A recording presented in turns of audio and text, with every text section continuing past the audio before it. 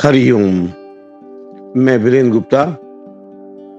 आज हम अब तीसरे अध्याय का कर्मयोग का 17वां श्लोक से शुरू करेंगे और प्रयास ये रहेगा समय रहते-रहते कि हम 17, 18, 19 श्लोक कर लें। आज 3 श्लोक कर लें। यदि बीच में कुछ और एक्सप्लेनेशन होता है, टीका-टिप्पणी होती है, तो फिर हम छोड़ देंगे उसको बीच में, लेकिन हम 17वें श्लोक से शुरू करते हैं आज। यस्त्वात्मरतिरेव स्यादात्मतपश्च मानवः आत्मन्येव च संतुष्टः इस्तस्य कार्यं न विद्यते। इसका लिटरल मीनिंग तो यह है कि जो मनुष्य अपने शरीर में ही रमण करने वाला है, मतलब अपने शरीर का ही ध्यान रखने वाला है और अपने आप ही तृप्त तथा अपने आप में ही वो संतुष्ट है, अपने लिए उसके लिए कोई कर्तव्य नहीं है। यहाँ पर ये समझ लें हम कि प्रीति, तृप्ति और संतुष्टि यहाँ पे बात की है भगवान ने। इसका अर्थ क्या है? प्रीति शब्द जो है प्रेम से है। जैसे कि एक उदाहरण ले लें हम, एक लड़का लड़की की शादी हुई, पति पत्नी हुए, वो प्रीति थी खूब, प्रीति हुई, खूब बढ़ी, फिर एक संतान हुई, दूसरी संतान हुई, तो वो प्रीति कम होती जाती है समय के साथ, क्योंकि दूसरे अब संतान आ गई है, उसको भी समय चाहिए, उसके लिए भी प्रेम चाहिए, उसके लिए भी उसका देखभाल चाहिए, तो प्रीति कम हो जाती है। दूसरा शब्द है तृप्ति।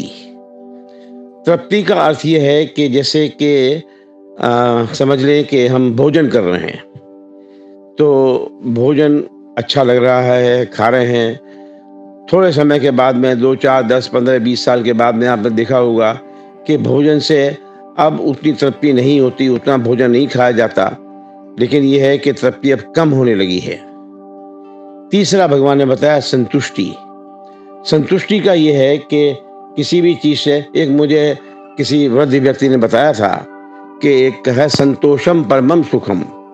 संतोषम परमम सुखम, जब संतोष आ जाए तो बहुत बड़ी बात है। मुझे याद है हम जब एलिमेंट्री स्कूल में थे, में था जब भारत में, तो एक मैंने दोहा पढ़ा था, याद है मुझे, एलिमेंट्री स्कूल था या मिडिल स्कूल था, याद नहीं है मुझे, लेकिन वो था गौधन गजधन बाजधन और रतन धन खान, जब आवे संतोष धन सब धन धूलि समान। वो ये कह रहे हैं कि इस समय तो भाई बिलियनियर कहलाते हैं, ट्रिलियनियर कहलाते हैं लोग बाग, मिलियनियर कहलाते हैं, तो पहले समय में ऐसा नहीं था। पहले समय में ये था कि कितना कौन राजा कितना बड़ा है, किस राजा के पास में 50,000 गैया हैं, 10,000 घोड़े हैं, 500 हाथी हैं मान लीजिए, तो इस तरह से उसका नापा जाता था कि कितना उसके पास धन है, क्योंकि इन सब के लिए सब साइज भी चाहिए, आपका महावत भी चाहिए, और उनके लिए गायों के लिए सब कर्मयोगी भी चाहिए, आपका जो नौकर चाकर हैं, फील्ड भी चाहिए, उतनी जगह भी चाहिए उनको खिलाने पिलाने के लिए, 50,000 गाय, 10,000 घोड़े और 500 हाथी। तो ये इसका मतलब ये कि साम्राज्य बड़ा है। किसी के पास 1 लाख गैया हैं, तो पहले इस तरह से माना जाता था कि, तो उन्होंने कहा गौधन, आपके पास में 50,000 गैया हैं, गजधन 500 हाथी हैं, बाज मतलब घोड़ा, गौधन गजधन बाज धन, आपके पास 10,000 घोड़े हैं, और रतन धन खान, आपके पास में रत्नों की खान है, उसमें डायमंड्स, एमरल्ड्स, नीलम, ये सब उसके अंदर है, ब्लू डायमंड्स सब उसके अंदर, उसकी माइन है पूरी की पूरी। लेकिन कहा दूसरी पंक्ति में है, जब आवे संतोष धन सब धन धूलि समान। जब संतोष का धन आ जाता है, संतोष आ जाता है, तो सब वो जो जितना था 50 गाय, 10,000 घोड़े, 500 हाथी, ये सब वो सब धूल के समान हो जाता है, क्योंकि संतोषम परमम सुखम। मुझे याद है एक स्टोरी मैंने पढ़ी थी, हमारे अमेरिका में डेल कार्नेगी हुए हैं, बहुत बड़े, तो बहुत ही बड़े विचारक, बहुत ही लिटरेरी आदमी, बहुत अच्छी सोच समझ वाले और बहुत ही रिच थे। एक समय था कि वो संसार से विदा हो रहे थे, मर रहे थे। उनके बेड के पास में उनके 2-3 डॉक्टर्स थे शायद टेक्सास के थे वो। 2-3 डॉक्टर्स थे, आपके बायोग्राफर्स थे 2-3 उनके, और निकट संबंधी थे, और ऐसी अवस्था में थे, जीर्ण अवस्था में, कि शायद ये कभी भी बस यहाँ से संसार से विदा हो लें। तो उन्होंने अपने बायोग्राफर से ये कहा कि मेरी बायोग्राफी में ये लिखो कि डेल कार्नेगी नाम था उनका, कि Dale is dying as the poorest man on earth. इस संसार में मैं सबसे गरीब आदमी मर रहा हूँ। तो उनका जो बायोग्राफर था, उनको जो पर्सनल सेक्रेटरी था, वो भी थे साथ में सब। वो बोले, सर आप क्या बात कर रहे हैं? You are the richest, see this magazine here, Forbes magazine.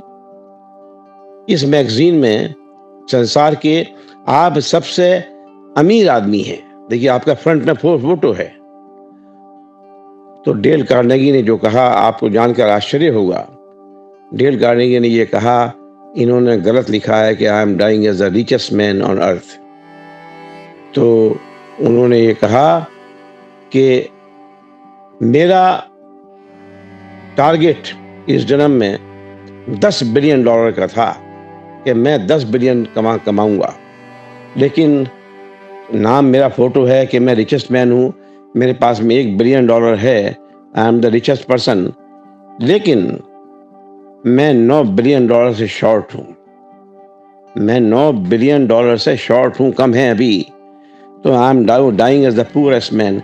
और ये हम सबके साथ होता भी है क्या, कि जो हमारे पास होता है उसको तो हम गिनते नहीं हैं, काउंट नहीं करते हैं। जो नहीं है उसके पीछे भागते हैं। ये संसार में हर प्राणी का नियम है लगभग। हर प्राणी में एक्सेप्शंस होंगे, ज़रूर अवश्य होंगे, लेकिन ये है कि जो हमारे पास है उसको हम काउंट नहीं करते, जो नहीं है उसके पीछे दौड़ते हैं, और दौड़ते दौड़ते जीवन समाप्त हो जाता है।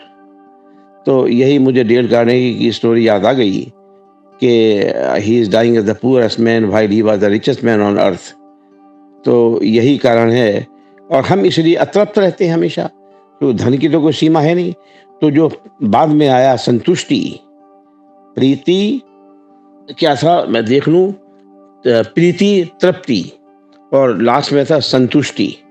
तो संतुष्टि जो है वो बहुत बड़ी चीज़ है। यदि संसार में हमको प्राप्त हो जाए, तो जैसे मैंने पहले कहा कि संतोषम परमम सुखम, संतोष सबसे बड़ा सुख है। और मैंने जो अभी दोहा भी कहा, बचपन का याद किया हुआ था कि गोधन गधन भाई धन। तो ऐसे में यही है कि यदि हम संतुष्ट हो जाएं, जो आम आदमी के लिए अत्यंत कठिन है, वो जीवन भर इसी दौड़ में रहता है कि मैं और बढ़ाऊं और बढ़ाऊं और बढ़ाऊं, और उसका कोई अंत नहीं है। और अंत में वो व्यक्ति फिर संसार को छोड़ के चल देता है। अपनी जो उसकी वो थी, दौड़ थी, वो कम मतलब समाप्त हो गई वहाँ पर। तो अब हम 18वां 19 भी करना चाहते थे, लेकिन यहाँ पर ये जो उन्होंने भगवान ने दिया, प्रीति, तृप्ति और संतुष्टि, तो इस बारे में मुझे ये बोलना पड़ा, इस पर टीका करनी पड़ी। तो खैर एनीवे, अब हम 18वां 19वां लेंगे, और उस पर फिर देखेंगे क्या टीका टिप्पणी हो सकती है।